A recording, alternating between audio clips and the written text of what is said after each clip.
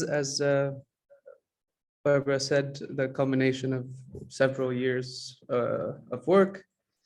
So it's nice to be getting it out there and talking to people about what we can do.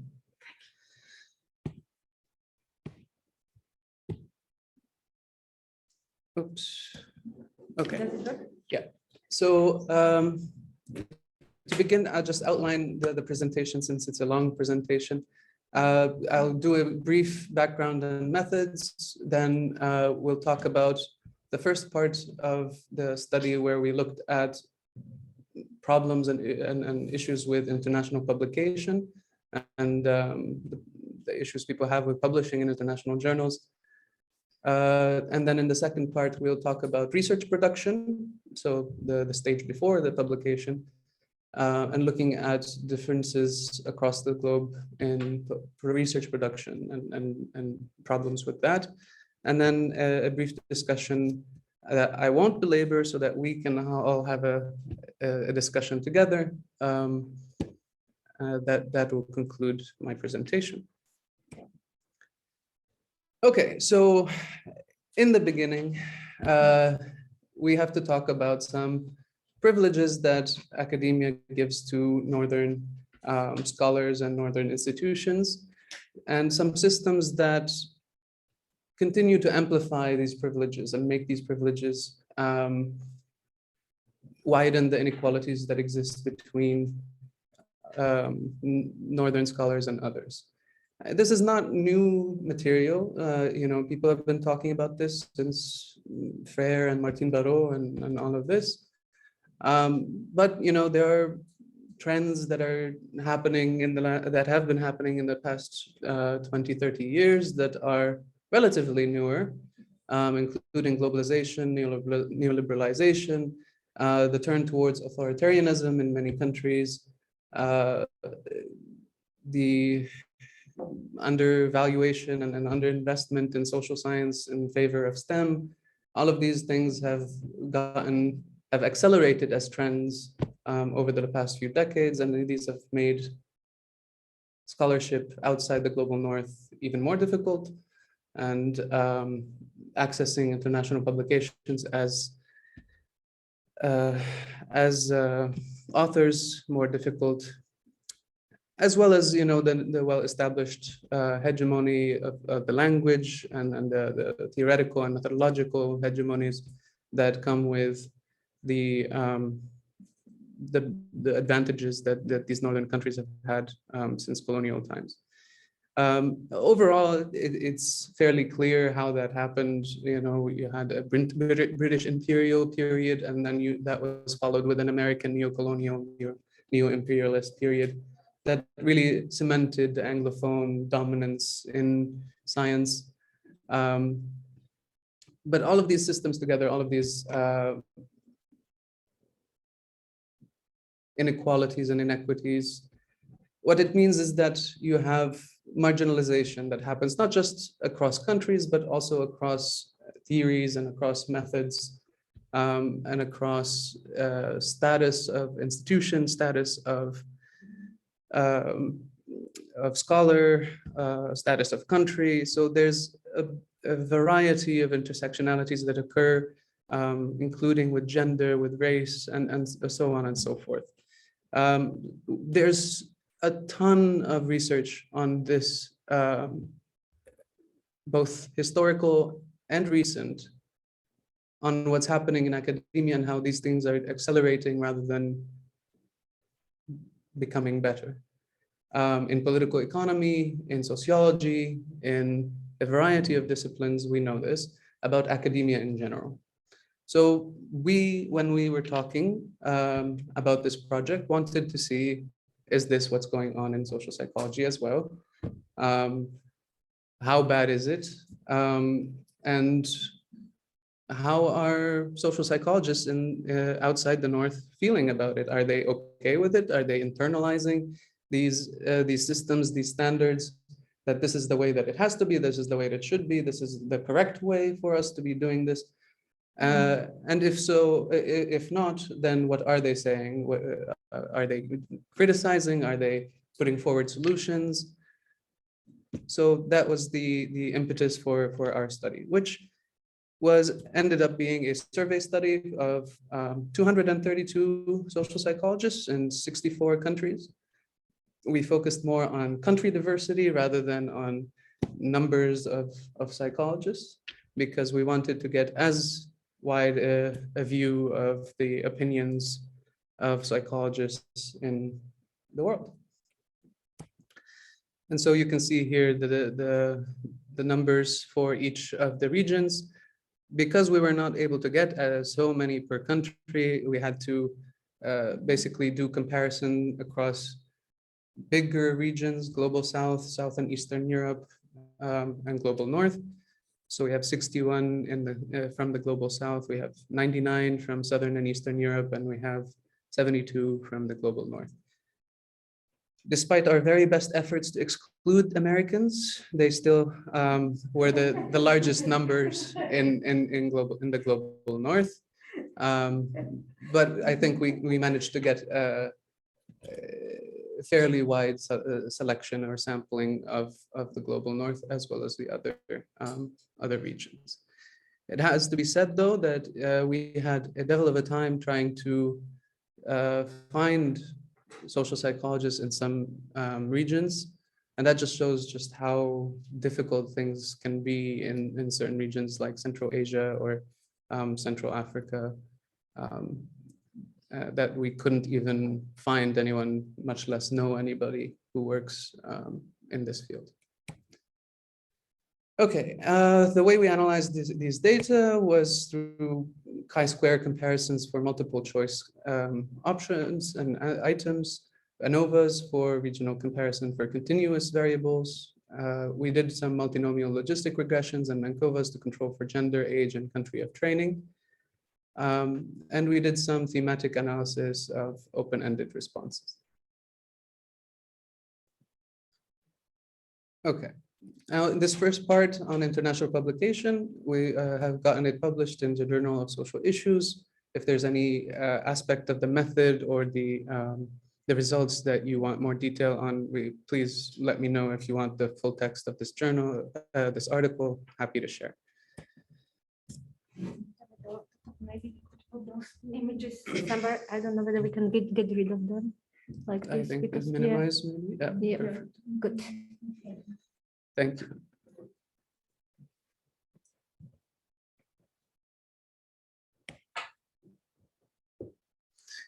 Okay, so to begin with, we wanted to see, are people internalizing the standards? Are people generally, is there a general consensus on what makes a good international researcher in social psychology? So we asked people, what does it take to be to be recognized as a good researcher in the international community of social psychologists, and gave them a bunch of different responses that are more or less consistent with the Western mainstream, right? So publishing in English in Q1 international journals is sort of the standard or marker for most American and Western European universities and associations. And you can see here, most of our sample, regardless of region, so this is not, there are no significant differences between regions, accepted this as a good marker for what makes a good research.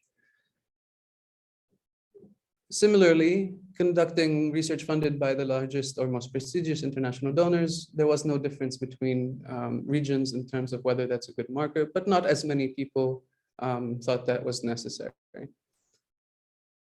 However, where we did find differences was in publishing in local or regional journals in any language.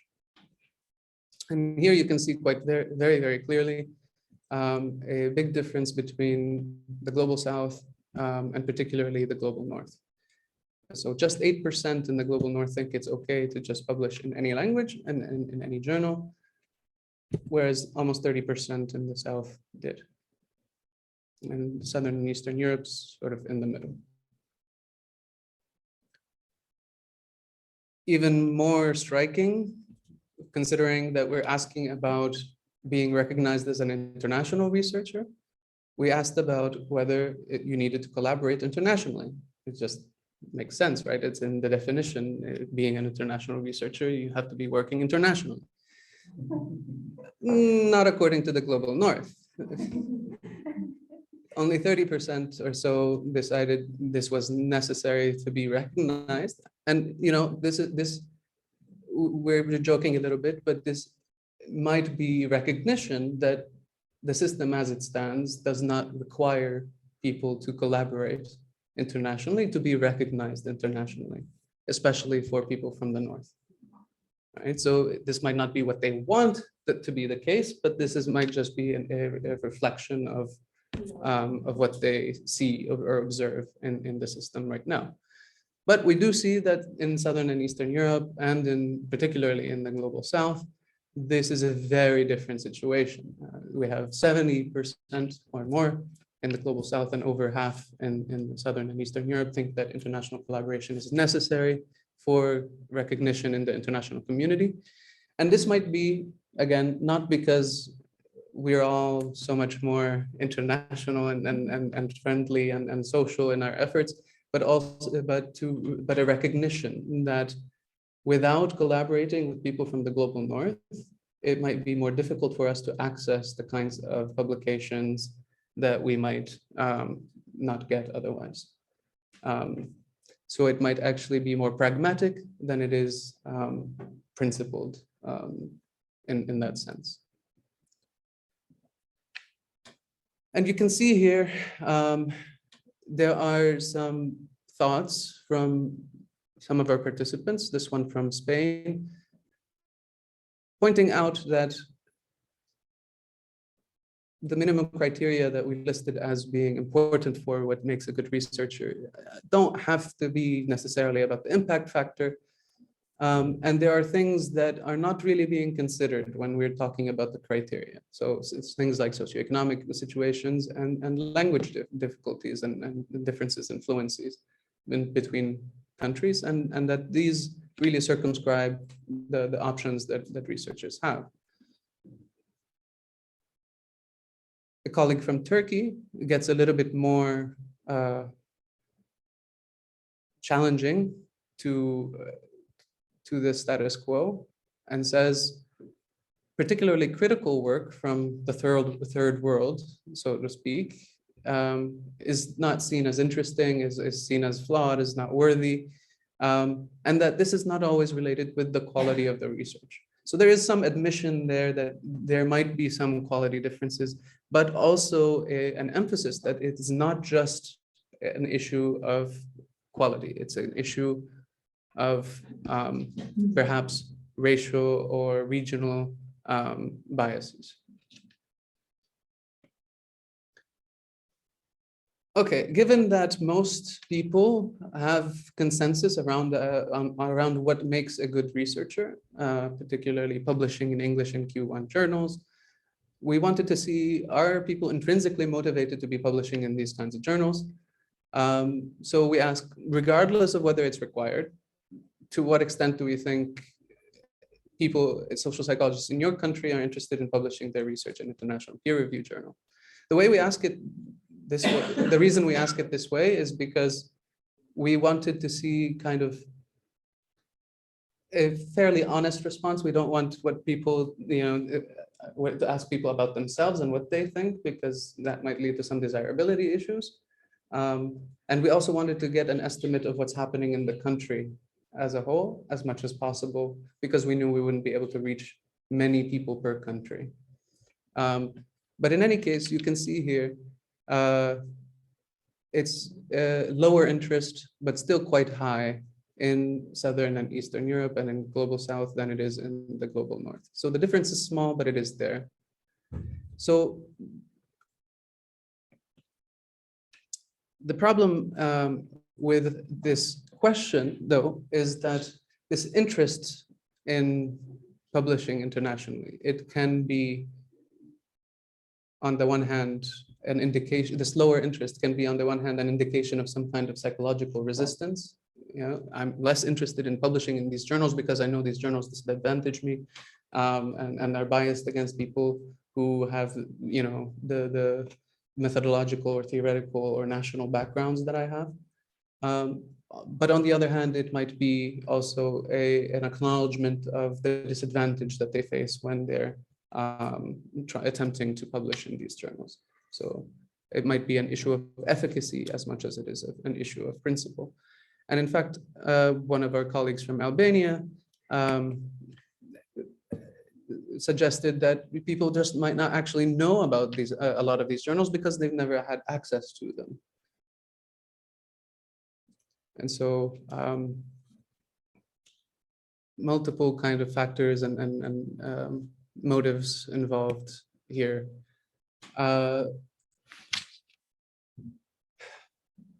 Well, one way to try and parse this out, okay, we see there's lower interest in the global South and in Southern Europe and in Eastern Europe, but it's still quite high.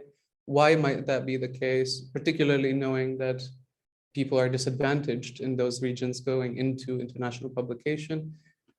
One answer, very simply, is that they're required to try and publish in these journals. And we can see there's no regional differences.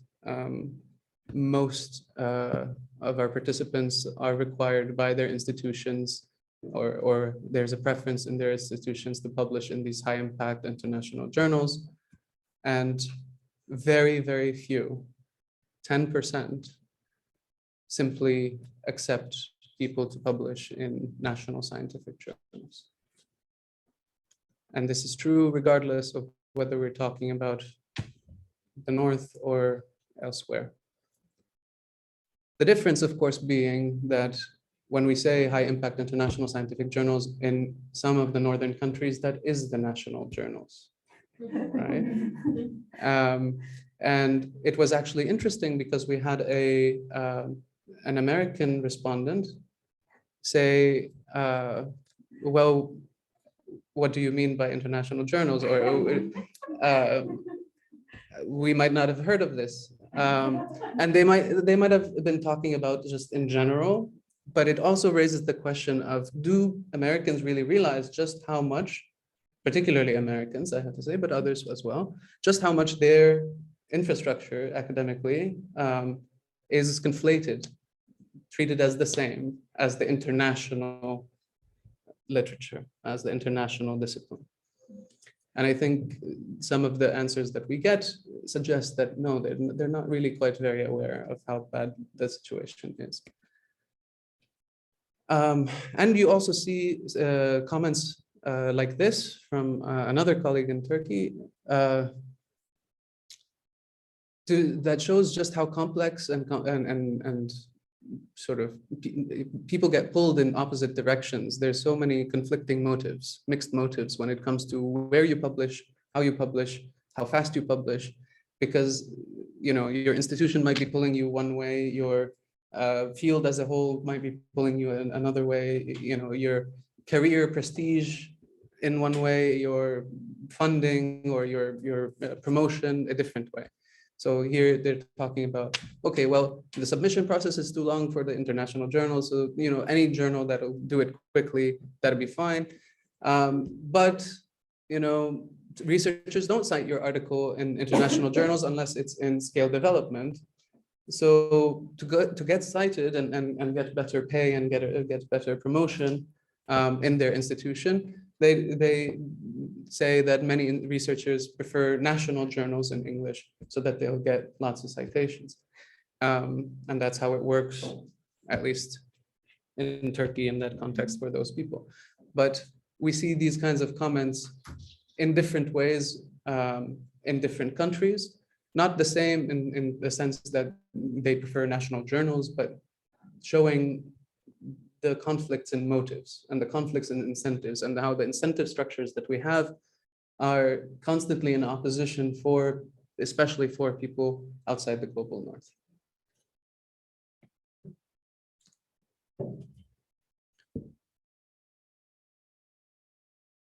It's also a fact that despite being interested in publishing internationally, despite being required or being told by their institutions that they should publish internationally, we see that in Southern and Eastern Europe and in the global South, there's more people thinking that research from their country is underrepresented in the literature. So the item itself, there's far too little social psychological research produced in my country and published in international journals. And you can see there's a medium-sized effect difference between the global north and the other two regions.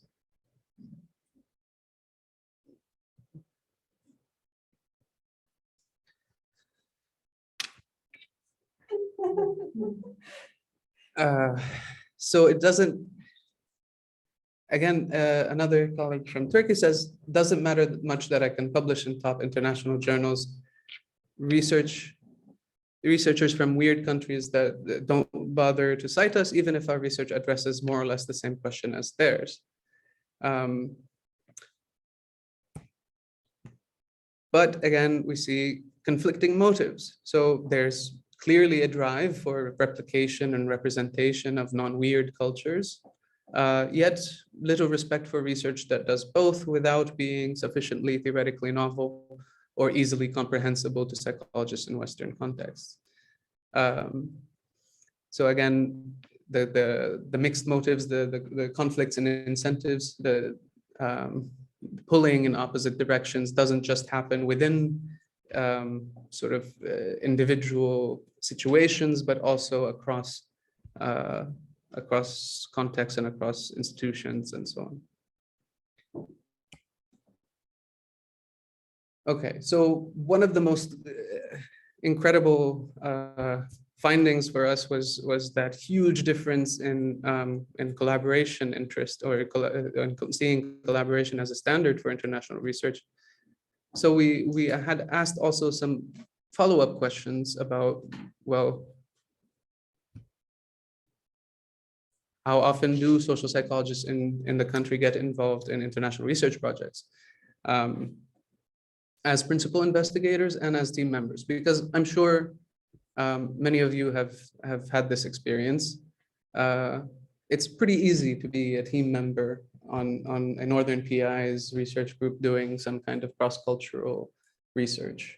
But it's very much harder to be a PI on that kind of that kind of research project, especially with Northerners. They do not like taking the back seat on any cross-cultural work. So we see that here in data as well. There's a large difference between the South and Eastern Europe, Global South and Global North, in terms of being principal investigators, and a medium difference when it comes to team members. But in both cases, it's less than in the North. So it's not just a question of extractive collaboration. So clearly the difference is bigger when it comes to principal investigators. And clearly there's a kind of extractive dynamic happening between the North and the South, where the Northern researchers are using the South as, data collectors and research assistants, right? But we see that there's a systemic exclusion on top of that. So because we see that it's lower both as team members and as principal investigators, we see that not just that kind of dynamic is likely, it's also likely that people are simply being excluded who don't work in the Global North. And one of the reasons why this might be the case and why they're still able to do cross-cultural research is the tendency and the trend that has occurred over the last century or so of trying to attract all talented researchers to the North, right? So you have lots of people from the South working in the North, training in the North, like me, that then conduct research in their home countries or make collaborations with people in their regions and then do research in those regions without ever really engaging with local researchers or local institutions. And so that this exacerbates the exclusion and the inequality that occurs between the North and the South.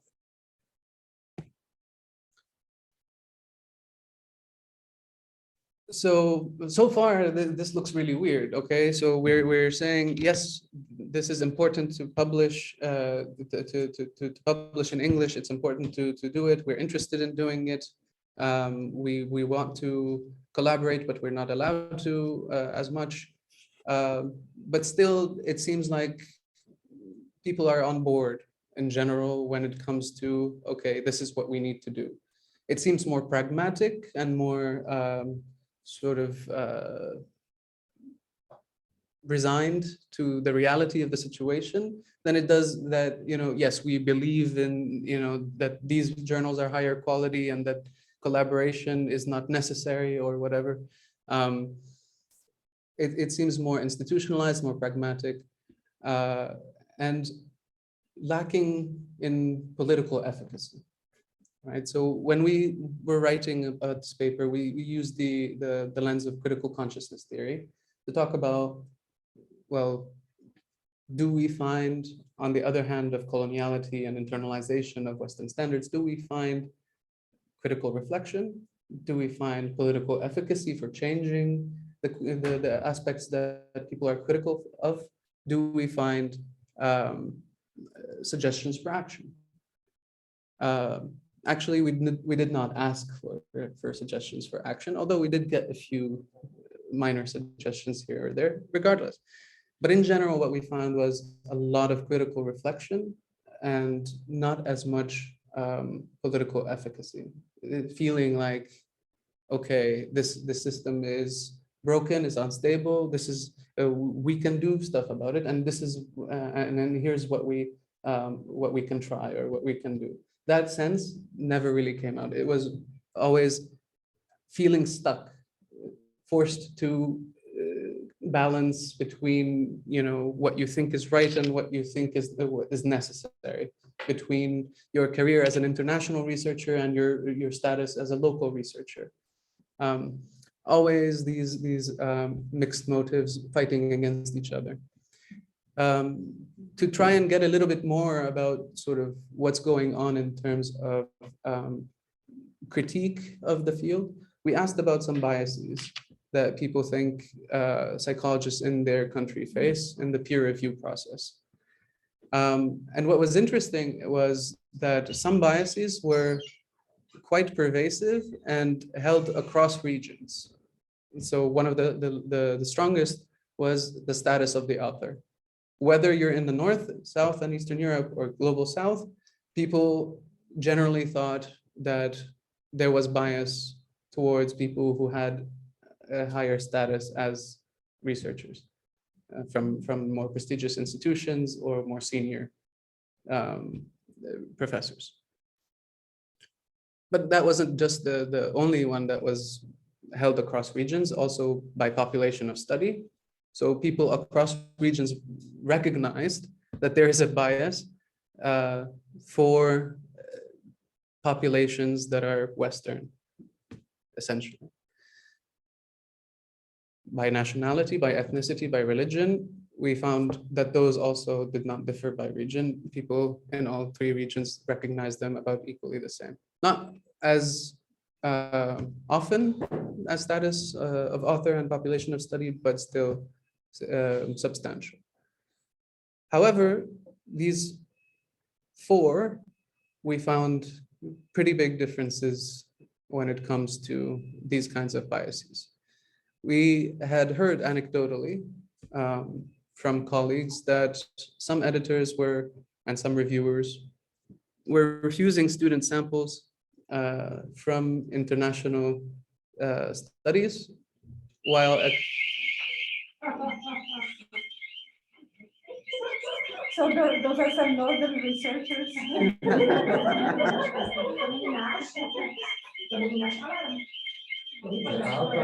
To jest auto, tak. Ja, to jest a nie zaczął Alan? Gdzie no Iwan chciała sobie to zabrać. Co za konkret? This is maybe our alarm. Zuzko, może być otworene okno, wiesz? Bo zawsze tak. Sorry. Sometimes when you leave the window open in one office and you don't close the door and you put the alarm on, so it triggers the alarm in the corridor. So it's our alarm. Now we are trying to find the beautiful person. Okay, Zuzka, she's okay. So it was our alarm.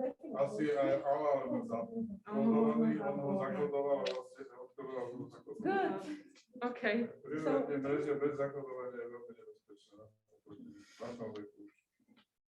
So we can continue. Okay. Sorry for that. If you still remember what was your thought. Of course. Yeah. So Editorial, I think. So we'd heard that they were refusing them for international samples, but student samples from the US, they were taking. So we were thinking, okay, these are differential standards. This is a bit hypocritical and a double standard across different contexts. We wondered, do other people notice this? And as you can see, even in the North, it's 30% of people notice, but in the South and Eastern Europe and in Global South, over half have experienced this bias in the review process.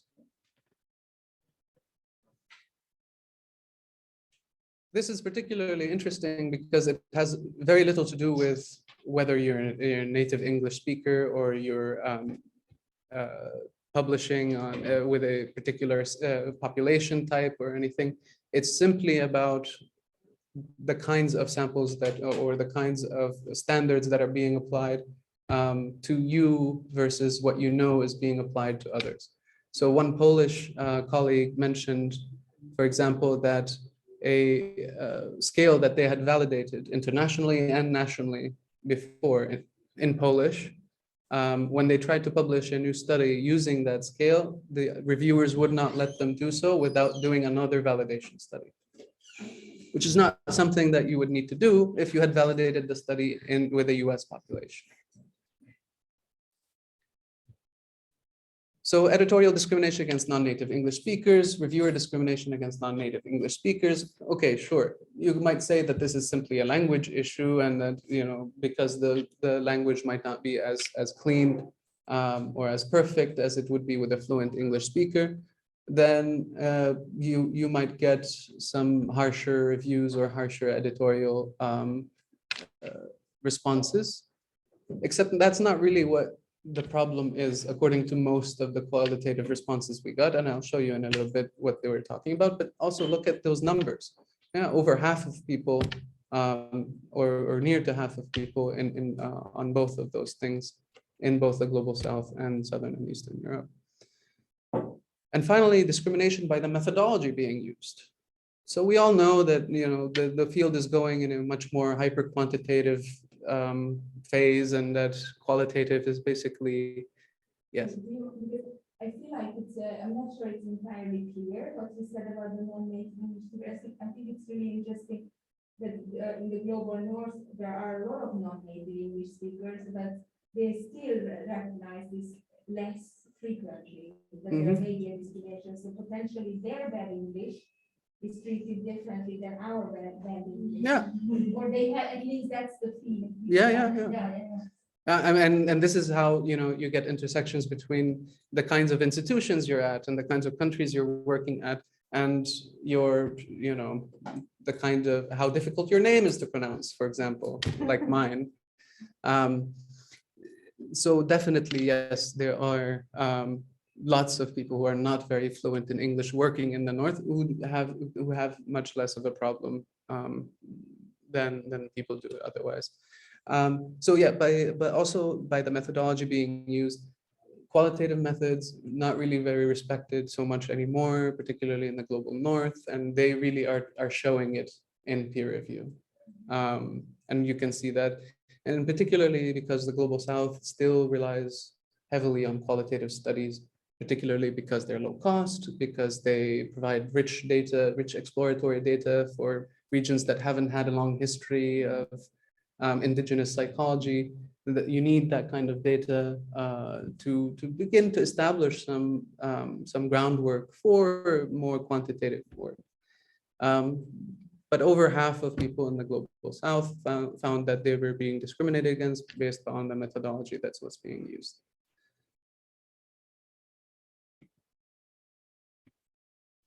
So let's take a look at a couple of examples here from South Africa. The assumption that a US sample specified to a massive degree, for example, 14 Baptist churchgoers in Missouri, is somehow more publishable and international than an equally ridiculous South African sample. Just the general idea that places like the US and England are more representative of the world, regardless of what that world is. So you can really feel like the pain in this, right? And the sense of exclusion, the sense of unfairness. So here's another one. Reviewers have some bias against non-English native speakers and often lack the understanding of the cultural context that we're studying, creating extra burden on the authors. If you're not aiming to study the culturally specific aspect, you still are burdened to explain some cultural context to the readers because reviewers feel uncomfortable reading a study conducted in a cultural context that they don't understand. So it's not simply an issue of language, it's also an issue of cultural isolationism among the global north. They don't understand other cultures and they have problems being confronted with that fact. They are insecure about that fact, according to this reviewer, this colleague. So writing style and method description have stringent requirements, specifically in how results should be reported for quantitative studies and so on, which local researchers may not be familiar with. So fair enough. I mean, the standards change, every few years. The APA gets updated, our manual gets updated. Suddenly it's not okay to do canonical correlations, you have to do, factor analysis. Suddenly factor analysis is not enough, you have to do this other thing. Things change quite fast, and if you're not embedded in the central core of the research networks that are producing all of this quantitative methodology, you don't really hear about it. And then when you try and apply to submit something based on an older methodology or using different reporting standards, suddenly, your stuff is outdated and isn't publishable. And no one is available to go out into the world and say, okay, we have updated our standards. Here's the workshop for you, disseminate in your country. That's not something that's done because we don't really have any board or association or anything that does that kind of work. We have associations that, organize conferences, and that's basically all they do.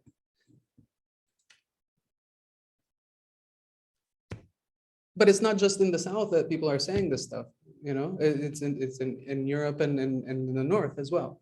The international publication system is quite unfair, and some editors just support their friends.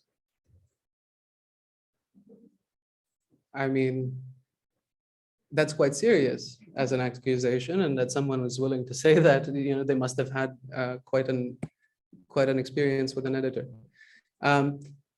Reviewers seem less interested in the question, does this piece of research represent something novel and interesting, than in the question, is this manuscript consistent with the school I represent? The kind of cooperative egalitarian attitude that used to be the case later gave way to a more competitive hierarchical one. And most journals are paradigmatically and methodologically very narrow. Reviewers and editors can do lousy work and be arrogant. And unfortunately, this has been increasing during the years. And so this particular colleague from Finland pointed out how this was the case with particularly the European Journal of Social Psychology, and sort of where it started out as sort of a way to challenge the hierarchicalism and then the elitism of social psychology in Europe at the time, and how it became the very problem that it was meant to solve. Even in Switzerland, right? The writing style differs, and many American reviewers, editors seem to favor the American way of writing a paper. So even in the richest of the rich European countries, right, we notice that there is a bias for the American way of things. And this shows that also within the global north, it's not a monolith, it's not homogeneous. There's also an American dominance within the north.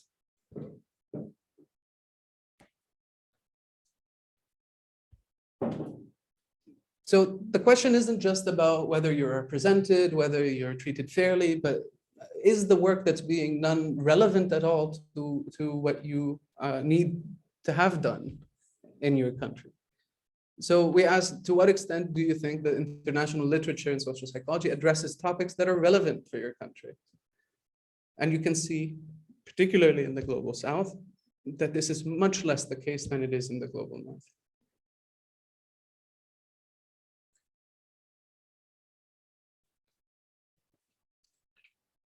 We looked at the specific topics. We asked them, what are the topics that you think should be studied in your region?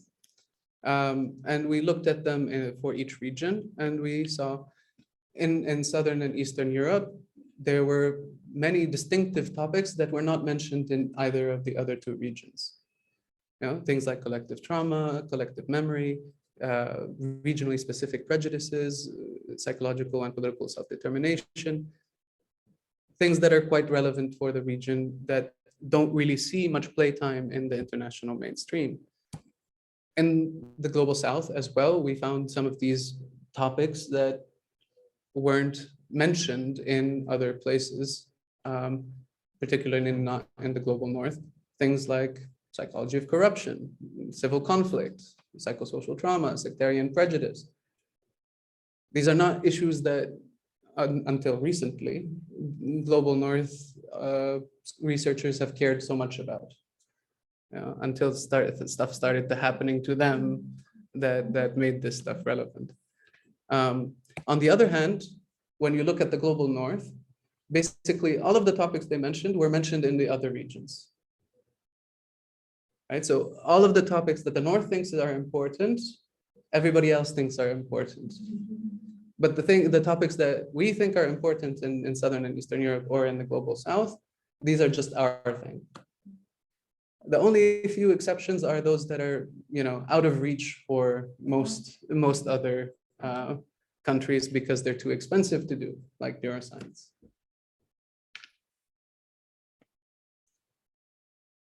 Okay, some intersectionalities to talk about as well.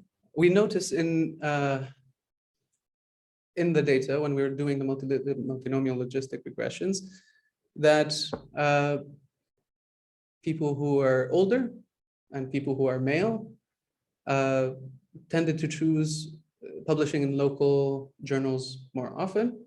And so they have more license, to break away from the international mainstream and be able to say, well, I'll just publish where I publish and it's no problem.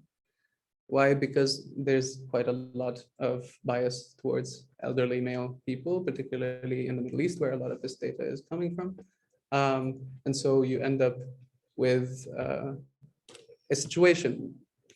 Again, that was just one of them, but there's just several other specific interactions that we found in the demographic data that show when you're privileged as a researcher, you have more license to challenge the status quo, but less incentive to do so. And the other way around, the more disadvantaged you are, the more incentive you have to challenge, but the less license and ability you have to do so. We also found that the Northern training is quite effective at shifting standards. So people from the global South and people from Southern and Eastern Europe who trained in the North expressed opinions that were much more similar to the Northerners than they were to the South or to the South and Eastern Europe. So, for example, a colleague from North Macedonia mentioned that they had gotten trained in the US, and when they came back, they found that they were much more productive than others, but also they stopped noticing that there was a problem with productivity in the rest of the country. So as long as they felt they were more productive, probably because of the networks they developed in contact with Americans while they were studying or training in America, they felt like the situation in the country was more acceptable because they had the tools to deal with it. And so, but they mentioned it in qualitative, that this was a possibility, why they did not think that the situation in their country was as bad. We also see that collaboration is particularly almost a tool for compensating for being disadvantaged. So we also see, for example, that female researchers in the global South and South and Eastern Europe were more likely to choose collaboration as an important criterion, more so than men.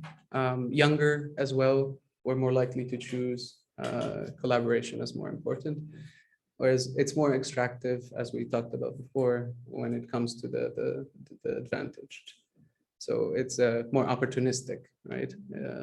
If an opportunity comes along and I know some people, I can get them to do stuff for me, and I get a publication, and that's great, but I don't need it.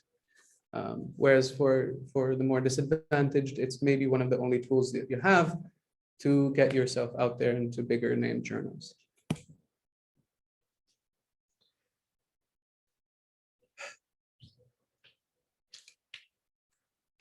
So in summary,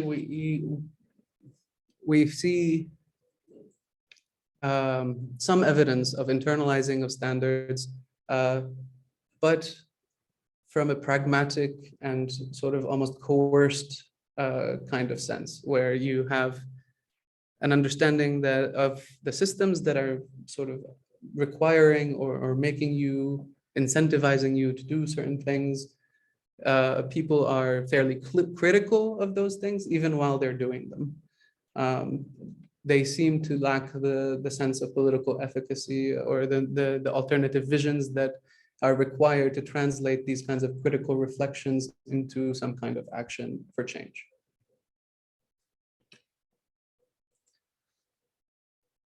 Okay. In the second part, we'll talk about research production. So before we get to the point where we submit the article to the journal, this just got accepted. We're very happy about that.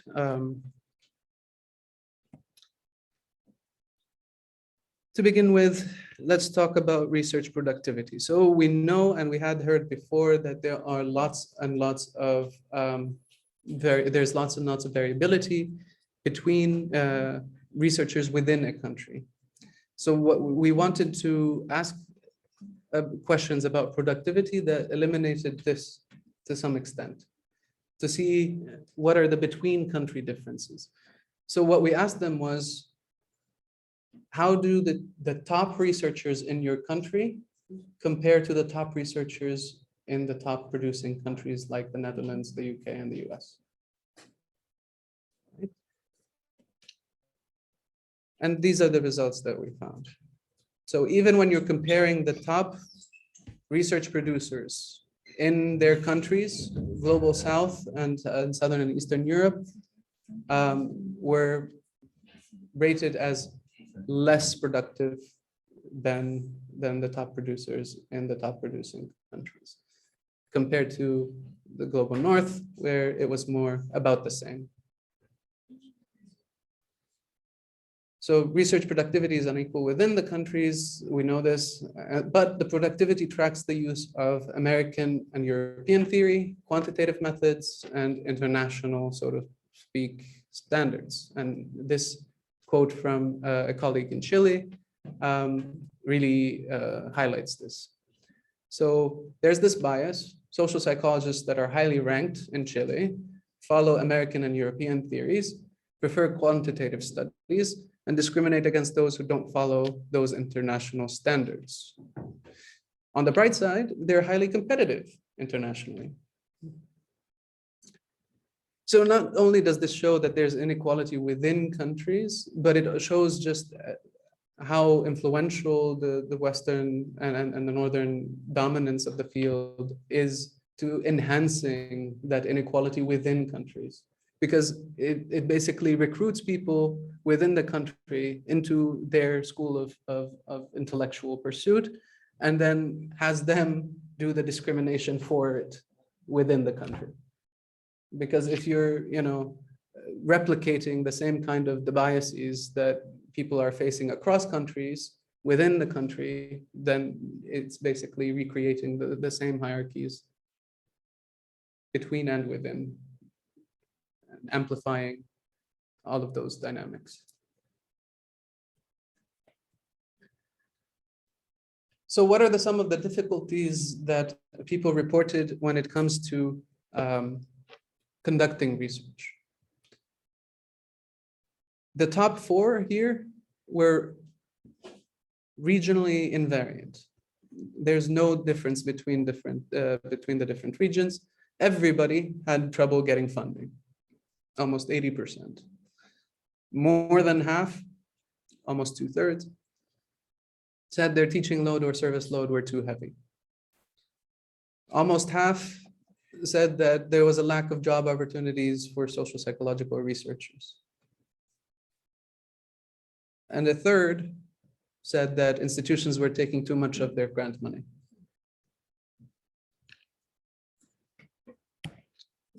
But these impacts were unequally experienced. So our respondents quite often referred to the fact that women were suffering from these kinds of problems more, that students were suffering from these kinds of problems more, that early career scholars were suffering from these kinds of problems more, that expatriates were suffering from these problems more.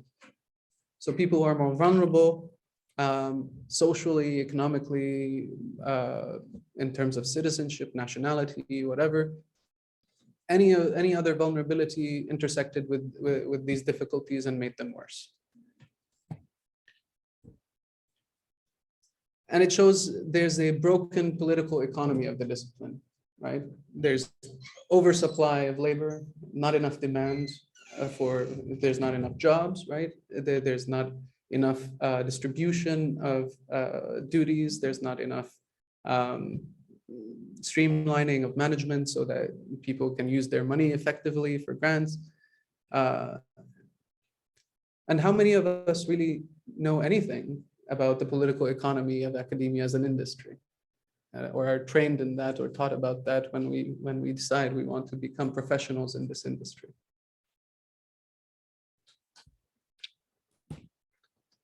And institutions themselves are part of the problem.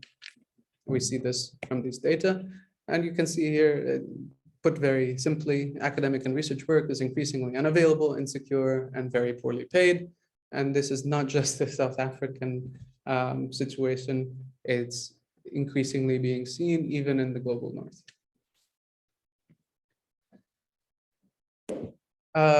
So let's start with funding, because usually when we talk about obstacles to research, people always go first to funding. Well, it's the biggest problem.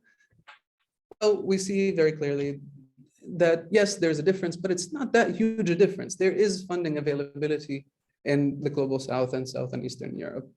A little bit more in the global north, sure, but it's quite substantial, not too big a difference.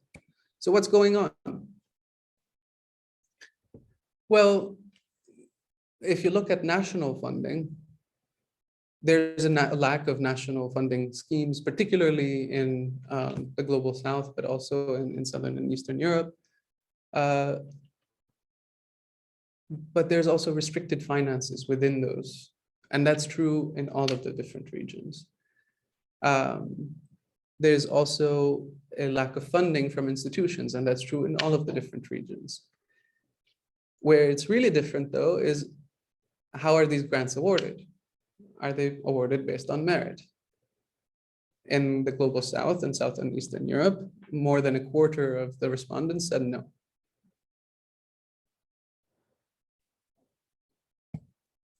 Well, what about international funding?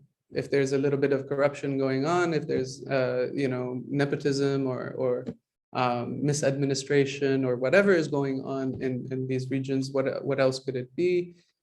When it comes to international funding, you shouldn't have those problems. Well, particularly the problem is that there's a lack of infrastructure and support from the local institutions for researchers to apply for international funding. This is also true in the global north, but less so. Over half of the participants said that a lack of contacts with research partners based in other countries was a problem for obtaining international funding. I mean, just think about that. We have a sample from across the world,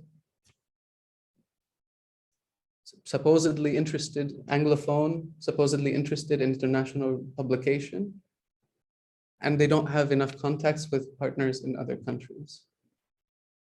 How do you do international social psychology if you don't know people from don't know social psychologists from other countries? It's a huge problem, and it's not really a problem that we are equipped to deal with or know how to address, unless you have somebody, you're lucky enough to have somebody in your department who comes from somewhere else, or and can link you to some new network, or that had an advisor that was well connected or something like this.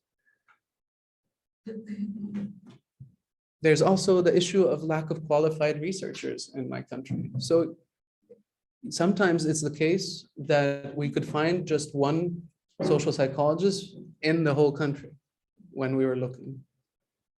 And when we asked them, are you really the only one? Yeah, I am really the only one. And in some countries, there are none whatsoever. In some countries, a few, 3 or 4. But in general, when you are trying to get international funding, you need a big team. I mean, at the moment, I don't know if any of you saw the Psychological Science Accelerator talks and all their stuff about big team science and all that. It's all very nice and interesting, and you know, in an ideal world would actually work really well. Except imagine trying to put together a big team, working on your own in a country where no one else does anything in your field, and you don't know anybody anywhere else. And let's say you're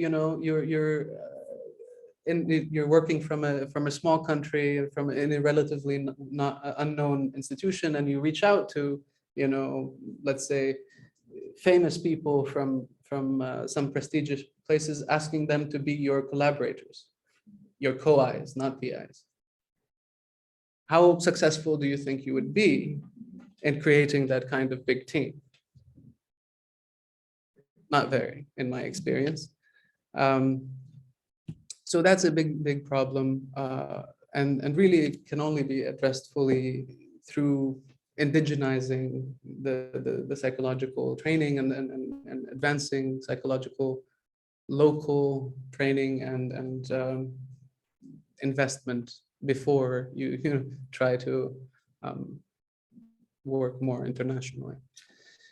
So international funding is not available for academic researchers in my country whatsoever. So in some countries, international funding is illegal. You're not allowed to use it. And in some countries, it's very restricted. So you have to have government oversight at all times. In some countries, you have to basically share a cut with the government. So particularly in the global south, this is a big issue. As you can see, no one in the global north said they weren't available, whereas over 15% in the global south said that was the case. And here's where we get at the meat of the matter, the heart of the matter when it comes to funding. Are the grants awarded on merit, and how transparent are selection criteria when it comes to grants, particularly national grants? And you can see here that in both global south and south and eastern Europe, people thought that the awards were less transparent in their selection criteria and less meritorious than they were in the global north. Then people said they were in the north.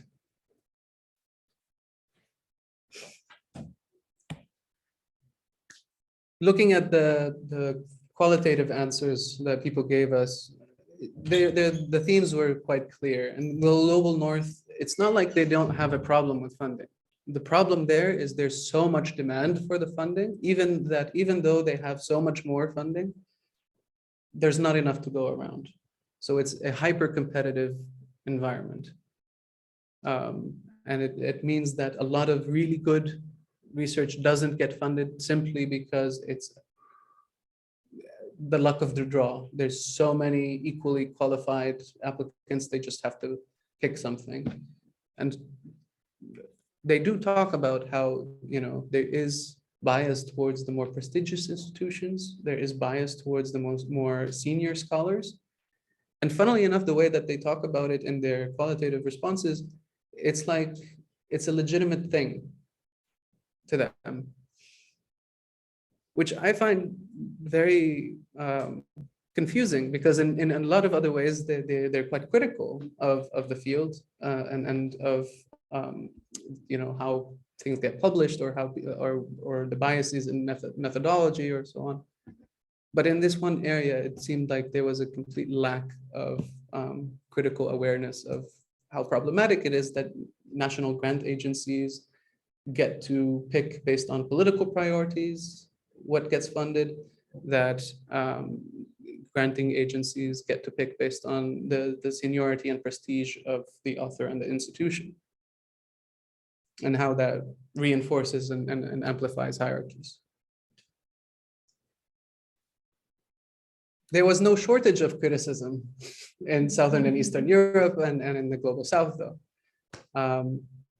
So while in the North, they complained mostly that it was too competitive and they couldn't, and there wasn't enough to go around. And in these other areas, there was just, it's unavailable, it's scarce, it's improperly used, it's corrupt, there's unqualified reviewers, overcomplicated procedures and bureaucracy. The valuation of social science in general was a major theme in the global South across multiple items. Lack of opportunities, lack of knowledge and experience with funding, because again, private or public funding of research is not an established thing in many countries in the global South. And where these kinds of funds exist, people don't really know how to use it properly, and how to apply for it and how to administer it. There is just not the history that comes with the know-how of how to deal with that. So inequalities in material resources go, though, beyond funding and beyond maladministration. So you have not just lack of funding, but you have limited availability or access to local and regional publication outlets. You think, okay, international journals, I get it. Those publishers charge insane amounts of money for subscriptions, institutional subscriptions. At least we have local and regional publication outlets. For 10%, for a little bit over 10% in Southern and Eastern Europe, and over a quarter in the global South, not even those journals are available. So think about that. If you have no international journals available and you have no local or regional journals available, what do you read? How do you work? So yeah, limited access to international publication outlets. Just under 40% in Southern and Eastern Europe, which seemed to be the biggest problem for this region, and just under 30% for the global South as well, in terms of access to international outlets. The biggest problem, of course, is other resources, the infrastructure,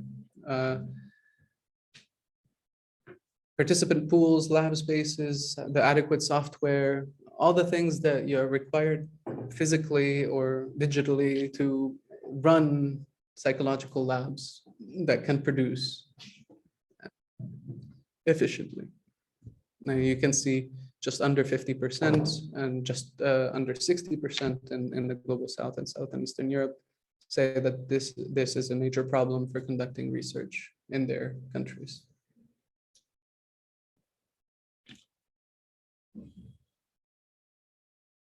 Going a bit away from the material resources to talk a little bit about the human capital and the social capital that people have in psychological science.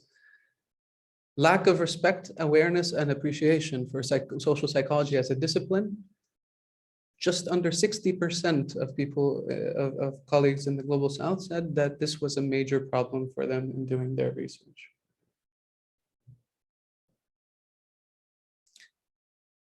In Southern and Eastern Europe, it's still a bigger problem than it is in the Global North, and it's just over 30% who also agree that this was a major problem.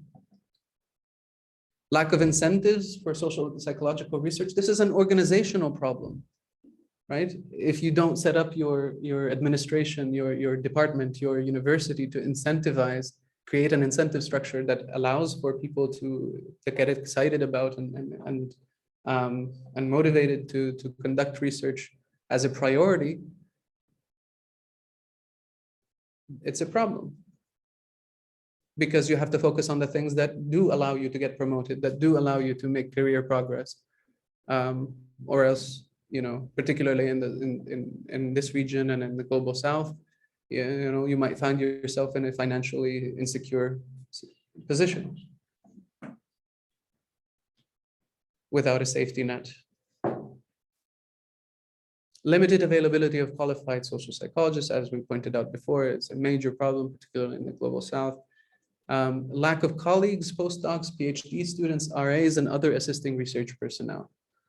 So yes, it's important that there are lots of social psychologists, or at least some social psychologists to form a group, at least within your country, in order to amplify the productivity of that group. But it's also important that you have supporting people working with you. And that people are coming in with new perspectives and with new interests, like PhD students and postdocs that are coming from other places. Needing, you know, research assistance. Without research assistance, it's almost impossible to conduct some kinds of studies.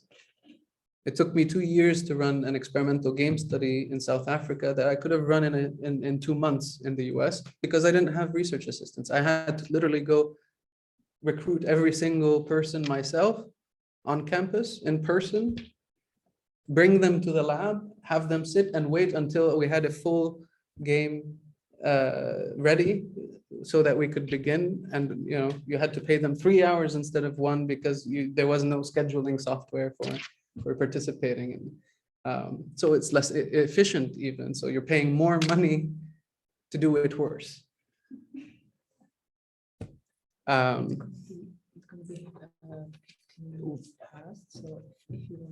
Okay, we'll stop. Yeah, we're almost done. Okay, all right, I'm almost done. So freedom of topic choice. Okay, so we talked about some human capital and social capital issues, but what about the politics of the thing, right? There was a regional difference in terms of how free people were to choose their own topic of research. You can see that this difference is significant. Both Southern and Eastern Europe and Global South were less than Global North, but in particular in the Global South, much less even than in this region, this was an issue. So we asked, okay, what is influencing your topic choice?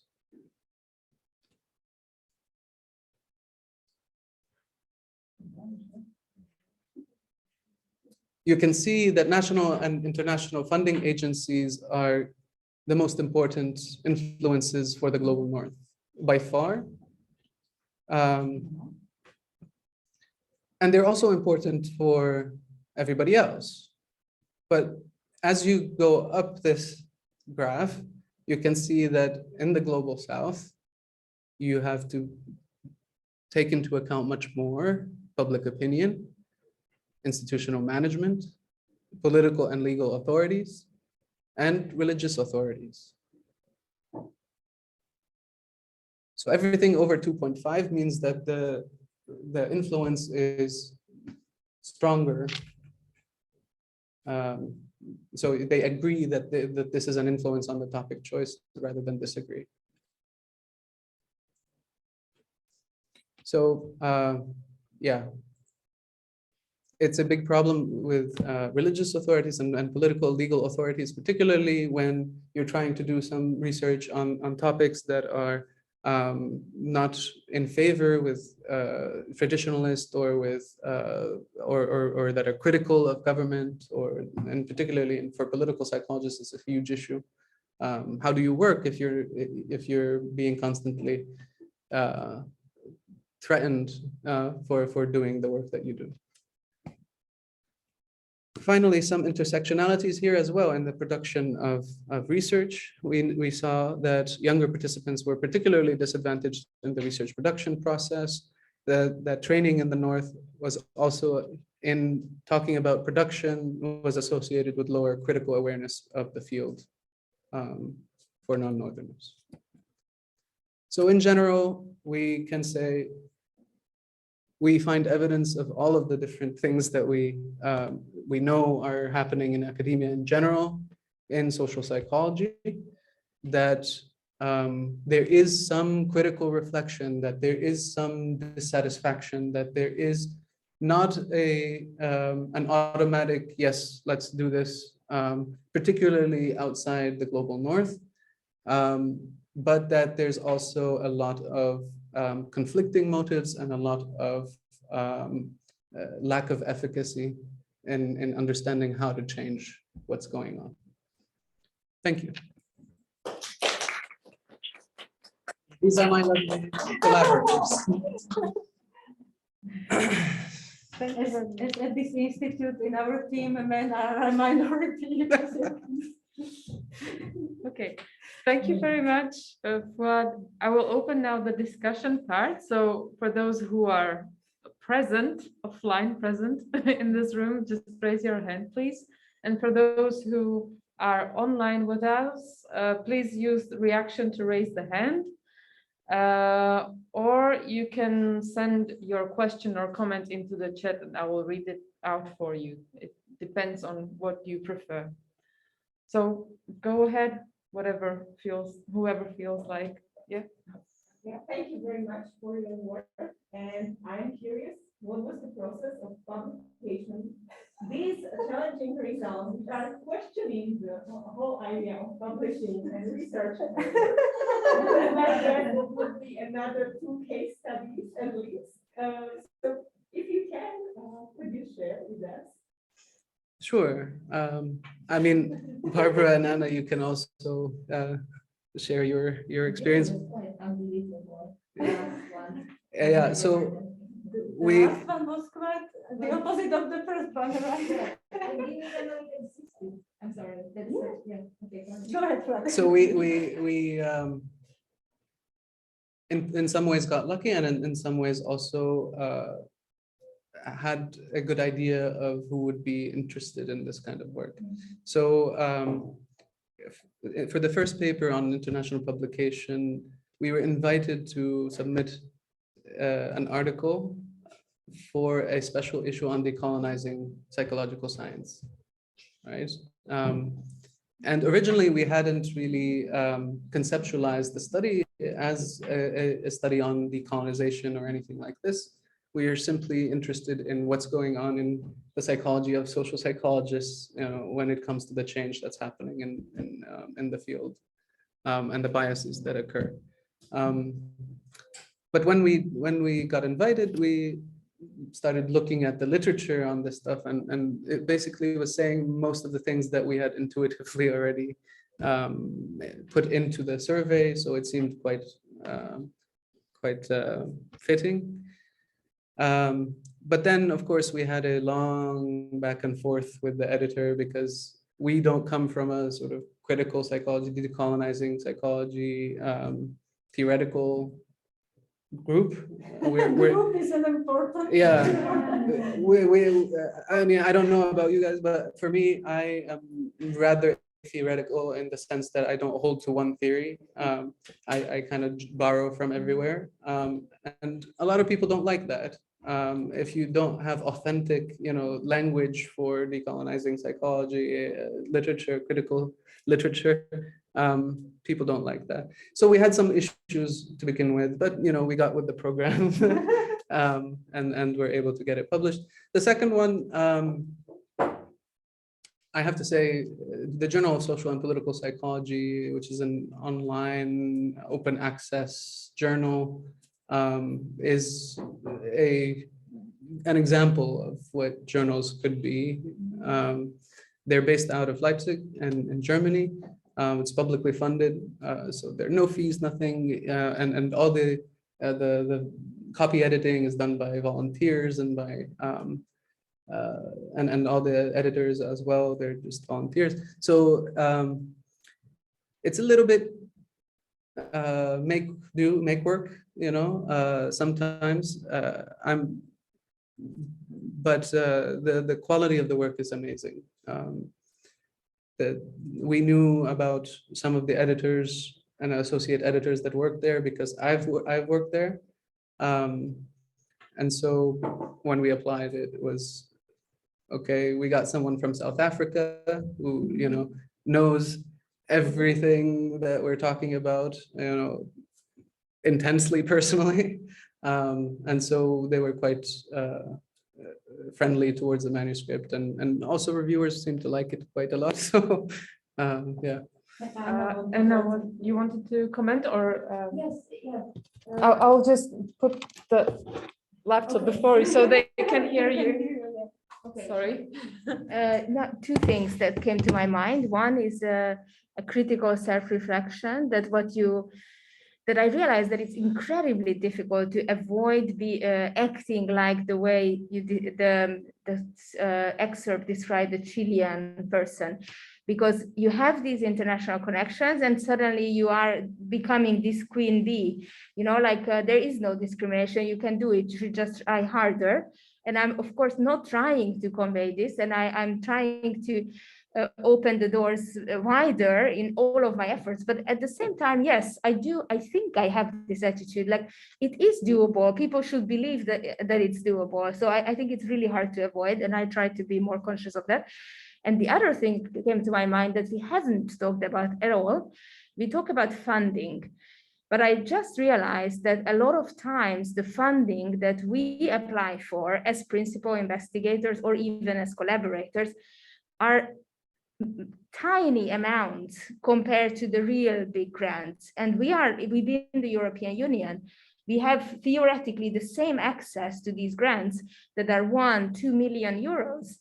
But I don't think we ever get around to applying to them, or I don't know, maybe there are people, but I don't know any social psychologists who do, maybe in Poland. So I think that's also another issue, and that may be a direction we could pursue, suggesting, I mean, we can do a lot from we have a grant of 300,000 euros that's divided between 4 institutions. And I'm quite happy with that money, I'm not complaining, but it's on a different scale. And I think that's something we could start talking about, whether this is the best use of our European research money to give to small research groups and fund them like tremendously. They can make a new building out of it. And yeah, I do think we should start talking about the amount of the funding and not just the fact of it. That came to my mind. Thank you. Thank you. So whoever wants to comment or ask, please raise your hand. I have a question. Just to thank you. The presentation is very, very interesting.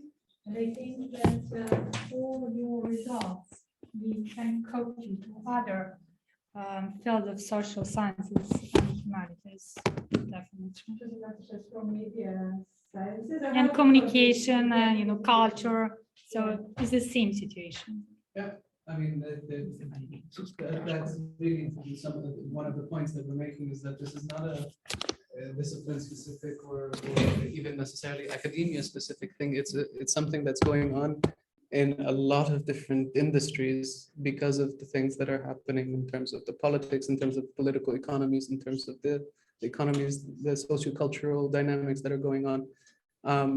All of these different things are reinforcing identities and hierarchies in ways that are not going to be trending in a good way. In fact, they're increasing the inequalities and increasing the injustices that are happening. The question is, what can we do now? I think there's one peculiar aspect of it, that social psychology is concerned with studying this process. Yes. So I think that's a little bit of a And- peculiar situation. An irony, yeah. Yeah, an irony of it, that we are, all of us, and people in the global north as well, are engaged in understanding, for example, these biases and discrimination. Yeah, but you know, the thing is with our work on this is that we have paid too little attention to context, right? And we know how to look at the individual within a particular context, but we don't really know how to describe context, and we don't really know how to compare context. And we don't really know how to look at dynamics between context and individual, because we generally are not comfortable and not trained to look at anything beyond the individual. And when that's the case, it's hard to see the forest for the trees, right? When I talk about the political economy of academia, most academics look at me like I have three heads. They don't know anything about it. When I talk about labor versus management and then sort of the efficiency of the new management strategy in academia, most people don't know what I'm talking about. And I didn't know what I was talking about before I started this study. And I only found out about it because I am that kind of sort of eclectic person who tries to look at a phenomenon from any sort of source available. And so I read in management journals and political science and economics and so on. The idea about political economy of universities are very good for an ERC grant. I think so, because ERC, European Research Council, is really highly competitive, but I think that nobody think about political economy. Maybe. I mean, I'd be happy to look into it for sure. And I'd be happy to get any help I can. We have a question. Yeah, I think we have a question or comment from Maya Kutlacha, so please go ahead. Can we hear her? No, I don't know. We need to wait, Maya. Wait. Can you hear me? Like this. We should hear you. Please repeat the question again. Sorry, can you hear me? Yes. Okay, sorry. Hi, thank you so much. Fouad, I was wondering, as someone who works in the northern institutions and kind of been educated there, similarly like you, I think, spent most of my life in the north, in the west. How do we? So I'm struggling how to best communicate this to my colleagues. And make them aware. So I am now trying to organize decolonizing sessions for the groups and being involved. And there's quite a bit of push to hear, and it's not that people are totally unreceptive, but for instance, quite from cognitive psychs or neuroscience group in my department, they just say, well, decolonizing inequality is not a thing. And I'm curious, what do you think are the best ways to kind of start the conversation in there? Yeah, because I'm not saying, I think we need to also, us who are in the north, and we need to try to engage our colleagues from Oxford and Cambridge, in my case, to see it. But I'm not sure I know exactly the best way. So looking for tips. Yeah, so I was really hoping I would have more to say on solutions, but we're still working on that. What we do know, and what we do know is that there is a huge number of things that can be done that have different kinds of scales of impact and different kinds of influences. They'll be different based on whether you're in the north or whether you're in the south. They'll be different based on whether you're an early career scholar versus a senior scholar, they'll be different in terms of if you're trying to do something on your own versus you have a group with you, they'll be different depending on how much your institution is backing you. So we have our group is working on sort of a kind of list of or if you'd like a manual of action on these issues that is tailored like this. But at the moment, it's a little bit like how you respond to the environmental crisis, if you like.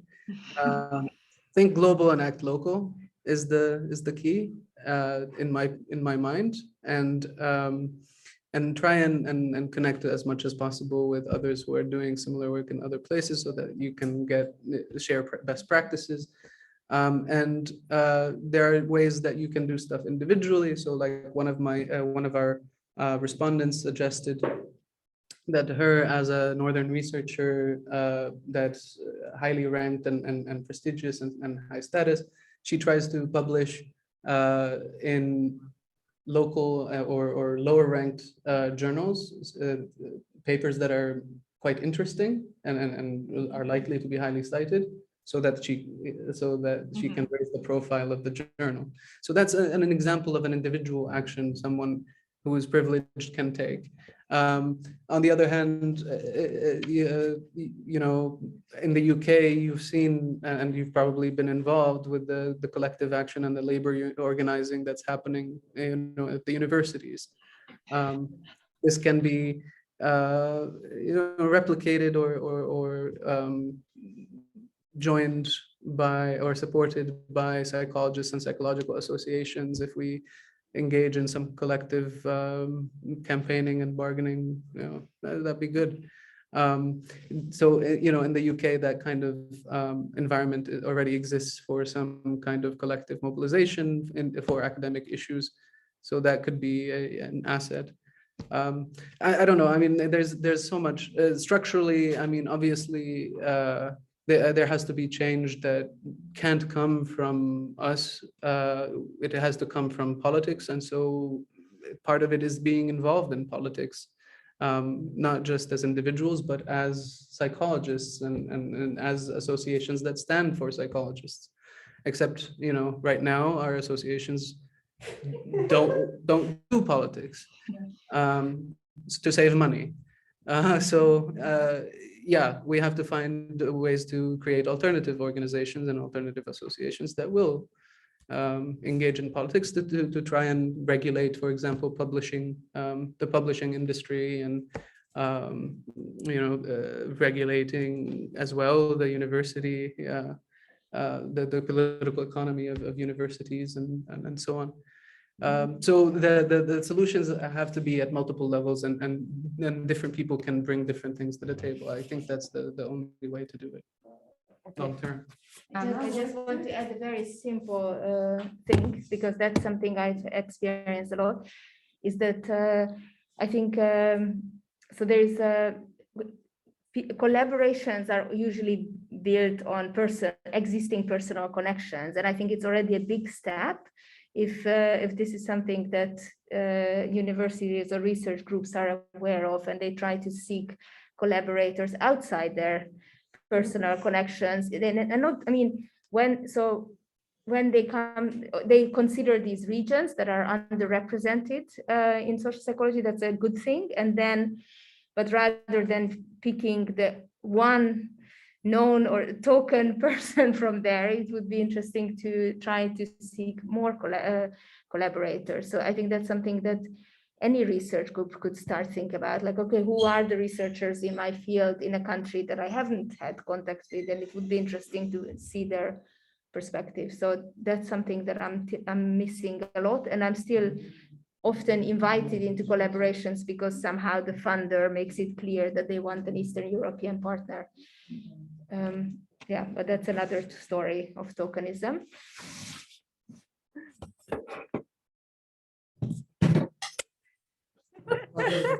Thanks for bearing with us. Did you want to add anything? No, I just had an idea, like when I was talking to Ksenia and her experiences about some collaborations at her level in the PhD student community, following her participation in the European Association of Social Psychology Summer School. So already at that level, you can see big disparities in funding, in infrastructure. And of course, I was always told by my supervisor in Paris and by everybody, it is at this age, you are now a PhD student, that it's best to create connections. You go to summer schools because everybody is equal by then, because nobody is a star. But that's not completely true, because they were participating in an experiment on I don't know what, but those students in Germany, they were able to buy prolific participants because they had some PhD funding to allow them that.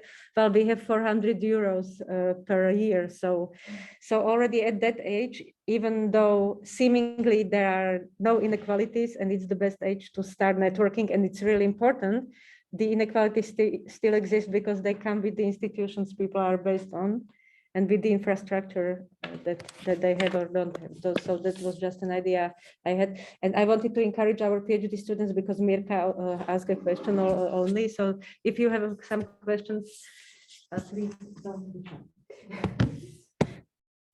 Or Yasemin, if you have stories. Can you share your presentation with us? It will be on the Facebook site included. Yeah, and I will think that send you the papers if you want. yeah, and Maya commented that definitely Dutch university has so much more than anywhere else. Yeah, so I just wanted to read that out loud because you can't see the comments. Absolutely. No, but maybe if I may have a question like addressed to Anna, because in a way you are the queen bee in Hungary, but not in the wrong sense, in the good sense, to me, because you managed to build yourself a fantastic international career from my point of view. So maybe if you could just tell them how it's done, or how much a coincidence played a role in that compared to hard work. I may have. I think my example, I don't think my example is anything to follow because I was almost 40 when I had my first international publication. So you don't want to be in my footsteps at all. But I am quite proud of what I have achieved since then, even though it was very late. And but it also makes me realize so how this whole academia works, and that's what makes me angry. And I managed to get. And I know the opportunities ESP has given me and ISPB has given me, but I also know that I was lucky to have these, and I didn't get it because of a systematic kind of effort to, I just happened to be there and then build my own personal connections, and everything is about these personal connections. And I think that's the problem in itself. And you so often end up being the token because you are the only one representing a region, and that's really bad. And then you get an email like, oh, your name came up. I was thinking you could be just the right person to do this. Yeah. And then she writes me that she got the same email. Oh, I gave them your name. Yes. Yeah. You were also just the right person. But yes, I ended up in one of the most interesting projects I participated in. I joined the project in the second phase of the, how do you say it, like selection, because after the first round of selection, the committee told the applicants that you cannot call this project European if there are only Western European participants. And then I received a call that I'm really needed in this project because of my wonderful expertise, obviously. And then, you're hesitating, like, okay, that's not a very appealing kind of invitation, but at the same time, it's a great opportunity. Should I take it or not? I took it, but it's very clear that I'm not in it because of my qualities, simply because of my context that was needed to get there. And then, so you either like, how do you say it, swallow your pride and go along with this, but you swallow your pride, go along with this, but make it clear that you don't agree with this, or you don't do it. So I think, and these are moral dilemmas that you constantly have to face. And I don't have answers to to this at all, and I don't think you should. This is basically what we see in our data over and over and over. It's always a trade-off between individual mobility and sort of standing for principle. Exactly. And saying, no, this is not what I want. And most of the participants have done both, sometimes at the same time, right? It's just because everything pulls you in so many different ways that you just have to be inconsistent. And this can psychologically be kind of painful as well. And over time, just personally speaking, I think it accelerates the rate of burnout.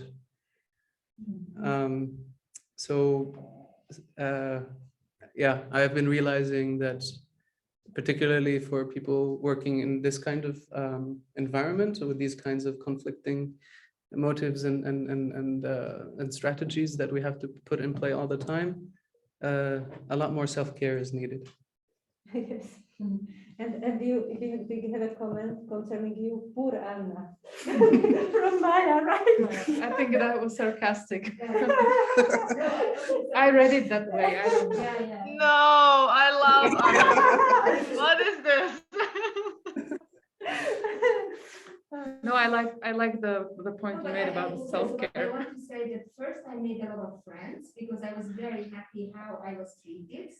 And I felt a lot of people treated me like not in a paternalistic way when I first managed to enter these international societies. And that was a really reassuring feeling that I was treated as a colleague, I was taken seriously. And then I had a lot of friends, and now I think I'm making a lot of enemies because I feel like, okay, now I'm in a position that I can start criticizing the whole system, and maybe my voice would be heard more clearly than if you're criticizing from the outside.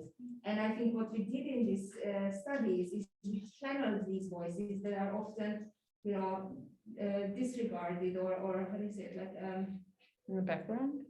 yeah, so like it's easy to. Or there are individual, but now they speak together. That's the word. Yeah. So the easily dismissed, and that's the importance of this study, that we all experience all of this and we always complain about ourselves, but now we made it clear that this is not an individual complaint, this is a systemic problem. And then, of course, that becomes a challenge of a system that had been personally treating you well. So you are seen ungrateful, and then, and in a way, it's a self-destructive way of, biting the hand that feeds you. But I do think it's our job to do it. Yeah, but this is the essential. This is an essential summary of the tokenist dynamic, right? Exactly. You should be grateful that you got to this high position and that you have it so good. Yes. Yes. Look at everybody else down there struggling, and do you want to be among them again? And it's very often treated as if I was complaining for myself, and I can't stop saying, I'm not saying I am fine. You don't need, I am privileged because I feel like I'm kind of closer to the center. Of course, I'm not privileged in that sense, but still I feel very privileged. And so I'm not saying it for myself, but it's always translated in a way that you just want better opportunities for you. So you're directly benefiting from it, which makes you a very suspicious advocate. Yeah. So I do think it's difficult and unpopular to do it. Still, I think we should. Okay, I think we Maybe not as PhD students. Yeah. Okay, I think we ran out of time, but I'm very happy that you stayed with us either online or here at the room, and I think that we would have a lot to discuss further. But for now, we have to thank our guests, well, to Fouad for presenting, and for Anna for coming over from Budapest, and for all of you to listening and contributing to the discussion. So thank you very much, and we will upload the video to the Facebook event and to the YouTube channel of our institute. So thanks again, and see you again at other institute. As the Slovaks are known for their famous